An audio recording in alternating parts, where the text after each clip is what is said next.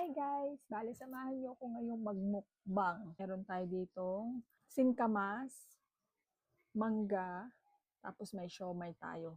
Papartneran natin yan itong kojak sauce. Meron tayong original flavor at saka itong spicy. Yan, kain na tayo! Naglalaway na agad ako.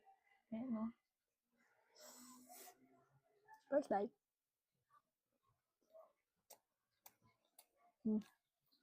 Try natin dito sa singkamas.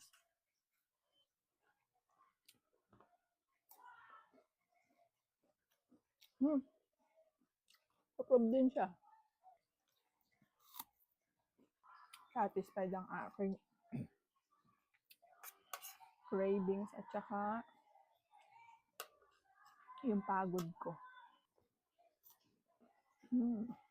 Literal na masarap ka. Walang eme. Ito naman, yung original. Ganyan siya. Para matapon lang kasi yung kanyang pinaka oil. Wow!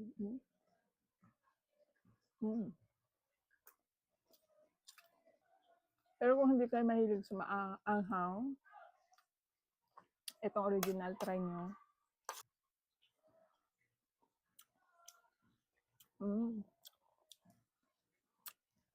Perfect din sa mangga. Try natin yung maanghang sa mangga. Lagay na natin. May kasama pa siyang black beans.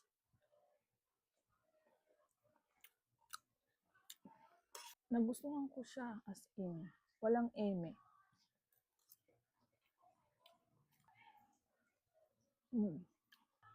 Ako ang takot ko pa naman sa sa pinaka sauce. Tapos lalo na pag nagustuhan ko talaga.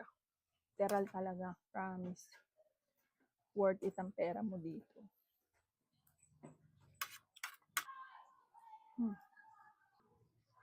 Grabe.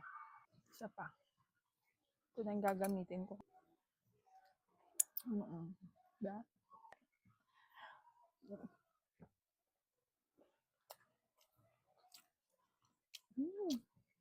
Perfect siya sa singkamas, sa hinog na mangga, then sa homemade siomai. Saan ko naman kaya next siyang gagamitin? Bukas. Padadating lang ito kanina.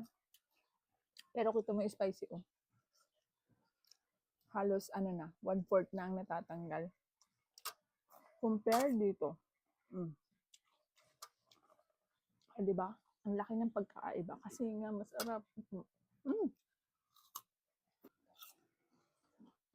Goods na goods. Kaya kayo, itry nyo na din.